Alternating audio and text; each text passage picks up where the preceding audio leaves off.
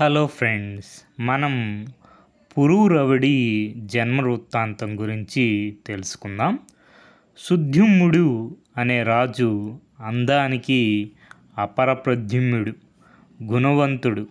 ఒకనాడు మంత్రి సహితుడై సైన్యంతో వేటకు వెళ్ళి తిరిగి ఒక తోటలో ప్రవేశించాడు. ప్రవేశించడమే తడువు, అతడు అందమైన పడతిగా మారిపోయాడు. ఆశ్చర్యంగా అటు ఇటు చూశాడు. తన గుర్రము, వెంట వచ్చిన మంత్రులు, సైనికులు అంతా స్త్రీతత్వం పొందారు. ఆ సుద్యుమ్నుడి విచారానికి మేరలేదు. కాదా మరి, ఊరికి వెళ్ళడం తప్పదు, కానీ కొలువులో గద్దె మీద ఎలా కూర్చోవడం, సామంతులతో ఏ ముఖం పెట్టుకొని మాట్లాడడం, అయినా ఏమిటిది అబ్బురంగా ఉందే, అంతఃపురంలో కాంతలతో ఏ తీరును గడపడం అనేది మరీ ఆలోచనీయం, ఈ అవస్థ శోచనీయం అని విచారించాడు అని చెప్పగానే, సూత ఆ అడవిలో ప్రవేశించగానే ఆడుతనం రావడానికి కారణమేమిటి అని మునులు అడగగా, సూతుడు ఇలా చెప్తున్నాడు. ఒకప్పుడు సనక సనాధినంది ముని బృందం ఈశ్వర దర్శనార్థం కుమారవనానికి వెళ్ళారు. ఆ సమయానికి పార్వతీ పరమేశ్వరులు శృంగార రసవులై ఉన్నారు. మునులను చూడగానే మహేశ్వరి సిగ్గుపడి లేచి చీర చుట్టుకొని చెట్టు చాటుకి వెళ్ళిపోయింది. అయ్యో, మనం రారాని సమయంలో వచ్చామే అని విచారిస్తూ మునులు నారాయణ లోకానికి వెళ్ళిపోయారు. పార్వతి తత్తరపాటు చూసి ఈశ్వరుడు అసలు విషయం తెలుసుకొని తమ శృంగార క్రీడకు వీళ్ళ రాక వల్ల భంగం కలిగిందని కోపించి, ఈ వనముకు వచ్చిన పురుషుడు వెంటనే స్త్రీతత్వం పొందుగాక అని శపించాడు. ఆ శాపం వల్లనే ఇప్పుడు మనకి సుద్యుమ్నుడు స్త్రీ రూపం దాల్చాడనమాట. స్త్రీ అయిన సుద్యుమ్నుడు పట్టణానికి వెళ్ళడానికి మనస్కరించగా సఖీజనంతో ఆ వనమే నివాసముగా ఇలా అనే పేరుతో ఉంటున్నాడు. సుద్యుమ్నుడు స్త్రీ రూపం యొక్క పేరేమిటి? ఇలా అన్నమాట. ఒకనాడు అలాగా ఆ వనంలో తిరుగుతూ ఉండగా ఇలను చూసి బుధుడు మైమర్చాడు.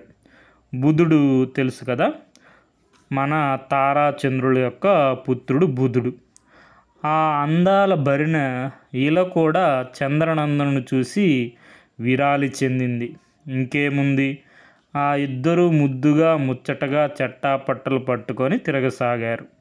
వారి ప్రణయం తీగసాగింది. ఇలా కడుపు పండింది. కానీ ఏమి సంతోషం, తన మగతనం ఏమైనట్టు? శ్రీన ఈ గర్భధారణ, ప్రసవ వేదన, పుత్రోత్పత్తి, ఇలా చిత్తం దుర్భర దుఃఖ యత్తమైంది. పురుడు తీరింది. ఆమెకి కుమారుడు జన్మించాడు. ఆ కుమారుడికి పురూరవుడు అని నామకరణం చేశారు. అంతకంతకు ఇలా సంతాపం పెరగసాగింది. అలాగ ఉండి కులగురు అయినటువంటి తపోగరిష్ఠుడైన వశిష్ఠుని తలుచుకోగానే ఆయన వచ్చారు. విషయం అంతా తెలుసుకొని ధైర్యం చెప్పి వెళ్ళి శివుని గూర్చి తపస్సు చేశారు. వశిష్ఠుని తపస్సు సామాన్యమా? అచిరకాలమునకే శివుడు ప్రత్యక్షమైనాడు.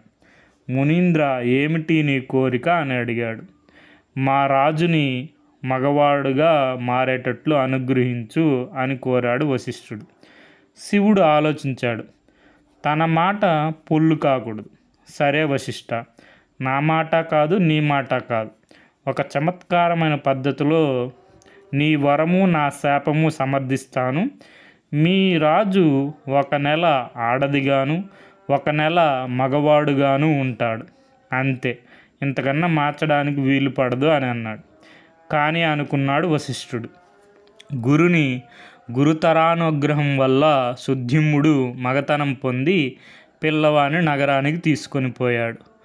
మగవాడుగా ఉన్న మాసంలో కొలుకు వచ్చి గద్దెపై కూర్చొని బుద్ధిగా దొరతనం చెల్లిస్తున్నాడు. మగువుగా ఉన్న నెల అంతఃపురిలో ఇంతులతో మంతనాలాడుతూ కాలక్షేపం చేస్తున్నాడు. ఇలాగూ పిల్లవాడు యుక్త వయస్సు అయ్యేదాకా కాలం గడిపి సమయానుసారంగా కొడుకు అయినటువంటి పురూరవుడికి పట్టాభిషేకం చేసి, అమ్మయ్య ఇక్కడికి నా బాధ్యత తీరింది బాబు అని చేతులు కడుక్కొని అడవికి పోయి తపోవృత్తిని స్వీకరించాడు సుద్యుమ్నుడు. తర్వాత అడవిలో తపస్సు చేస్తున్నప్పుడు సుద్యుమ్నుడికి అదృష్టవశాత్తు ఒకనాడు సింహవాహన అయిన పరమేశ్వరి కరుణించి దర్శనమిచ్చింది. సుద్యుమ్నుడు ఆ జగదాంబను బాగా స్తుతించి ఆ భాగ్యప్రాప్తి వల్ల ముక్తి పొందాడు. ఇక్కడ పురూరవుడు ప్రతిష్టానపురం రాజధానిగా సర్వజన శ్లాఘ్యమైన పద్ధతిని రాజ్యమేలాడు. ఎన్ని యజ్ఞాలు నిరేక్షేపణగా చేశాడో చెప్పలేను. అతడు చేసిన దాన ధర్మాలు లెక్కలేదు. సో ఇది మనకి పురూరవుడి యొక్క జన్మ వృత్తాంతం. మనకి ఇక్కడ సుద్యుమ్నుడు కుమారవనంలోకి వెళ్ళడం వల్ల స్త్రీ రూపం దాల్స్తాడు. ఇలా అని పేరు అన్నమాట. బుధుడు ఇలాకు పుట్టిన పుత్ర సంతానం పురూరవుడు. మన సుద్యుమ్నుడి యొక్క కులగురువు వశిష్ఠుడు శివుని గురించి తపస్సు చేసి సుద్యుమ్నుడికి 1 నెల మగవాడిగా ఉండేటట్టు 1 నెల ఆడవారిగా ఉండేటట్టు వరం అనుగ్రహిస్తాడనమాట. వరము శాపం 2 కలిపి కాంప్రమైజ్ అన్నమాట. సో ఓకే ఫ్రెండ్స్, దీనికి మూలం వచ్చి Sridevi Bhagavatam. Thank you for watching.